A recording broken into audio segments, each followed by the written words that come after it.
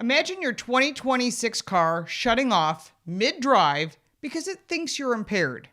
That's real, and you can find it in Section 24220 in the 2021 Infrastructure Investment and Jobs Act, a mandate still alive despite fierce pushback set to raise car prices and spark debate.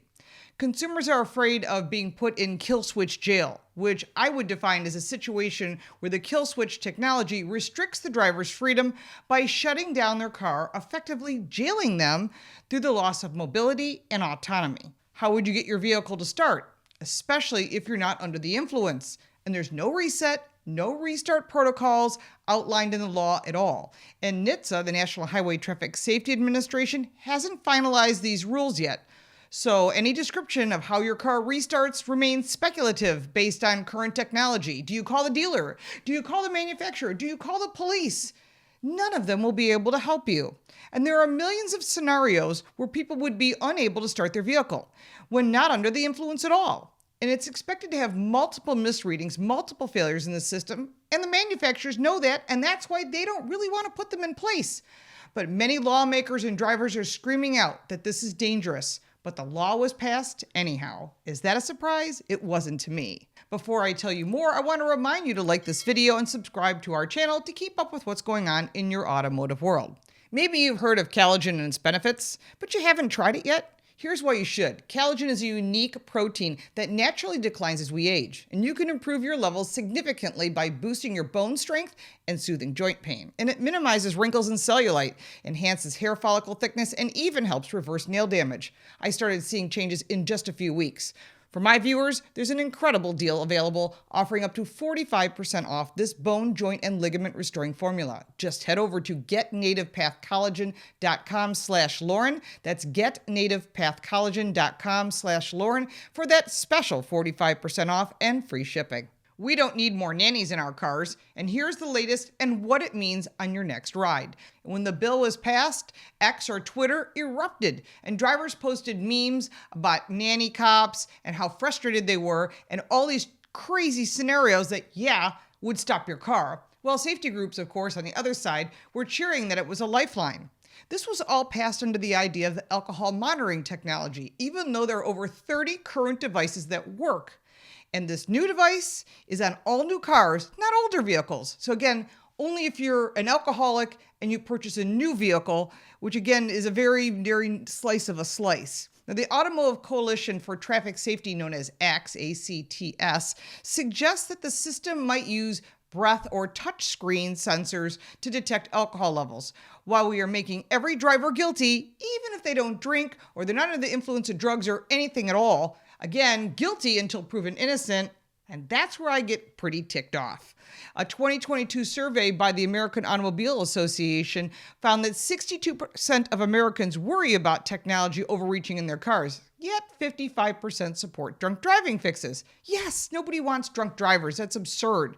Now, this clashes the problem. Freedom versus safety, and it's why Section 24220 is so divisive.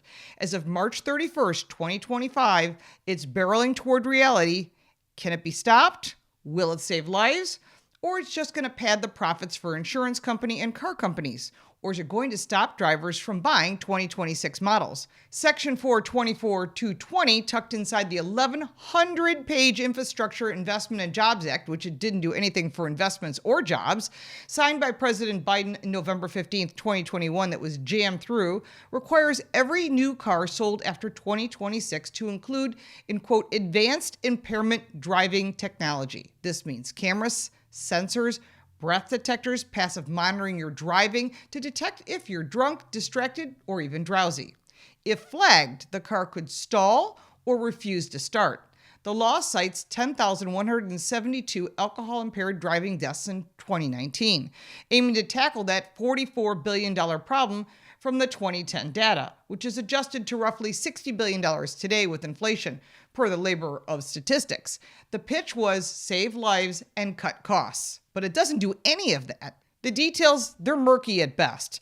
The technology could include the Driver Alcohol Detection System for Safety, funded by the National Highway Traffic Safety Administration, Hello, somebody flag Sean Duffy, who's there now. We need to get this done and removed. And automakers, since 2008, could have 3 technologies: a touch sensor on the steering wheel, sniffing alcohol through your skin, targeting a 0.08 blood alcohol concentration or BAC cutoff, a breath scanner in your cabin tracking your exhaled air, or a push button start-stop technology that would detect if alcohol was in your system.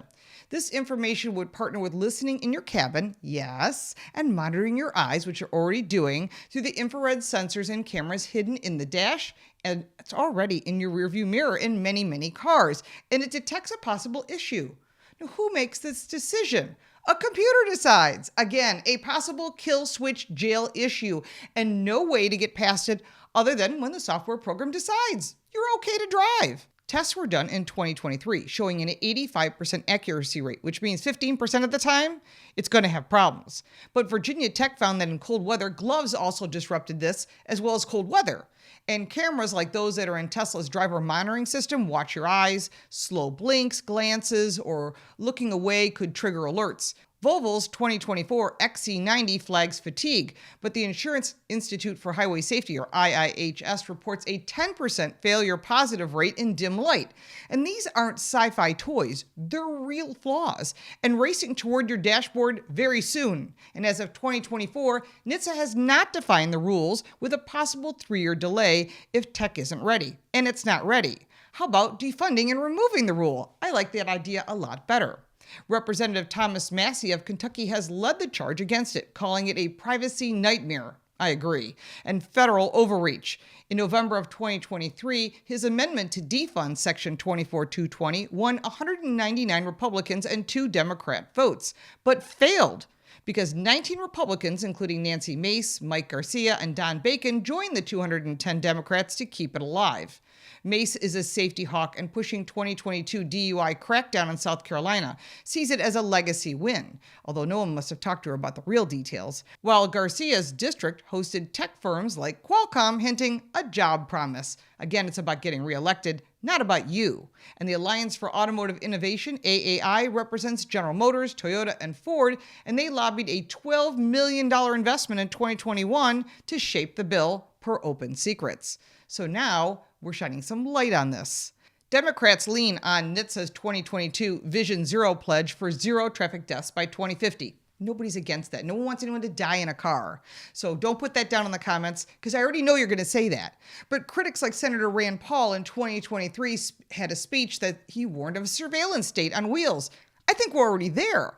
By February of 2025, Massey grilled Michael Hansen of the Governor Highway Safety Association, GHSA, in a House hearing, demanding proof that this technology even works. And Hansen admitted it's untested at scale, unlike seatbelts, which have been standard in cars since the 60s before mandates, or ignition interlock switches or breathalyzers that lock the car if you're over the limit, which cuts repeat DUI drivers by 70% per Mothers Against Drunk Driving, or MAD. Massey's still fighting, but time's running short. 2026 models are being built today, and we're already testing them, and they're going to be in dealers by summer. As of March 31st, 2025, NHTSA's rules remain unpublished, and this is now in the hands of Secretary Sean Duffy. Please, somebody send this to him, because they can push it to 2027 with a progress report to Congress if the technology lags. And with 2026 just months away, automakers are scrambling to try and come up with an answer because the technology doesn't exist, and everything that they have been working on that has a lot of issues. And a 2022 repeal attempt by Safeguarding Privacy of Your Car Act, which is Senate Bill 4647, for those of you taking score, from Senator Rounds, Braun, and Cronin, that still is stalled in committee. How convenient that it doesn't make it to vote on the House floor. NHTSA's January 2024 proposal floated camera options, eye production, in 2025. That means they're going to be scanning your eyes even more, collecting more data, selling your data without a repeal. This kill switch still looms over consumers. This needs to go. The last time we reported on this, people were really fired up, and you put something in the Federal Registry, but they still didn't listen to us. It's time to take it to those that we voted in office. The cost will hit drivers hard by adding cameras, sensors, artificial intelligence to vehicles, could tack on hundreds of dollars, maybe thousands, onto each of the millions of new vehicles that are sold yearly in the U.S. And that equals about $3.4 to $8.5 billion annual jump straight from buyers' pockets.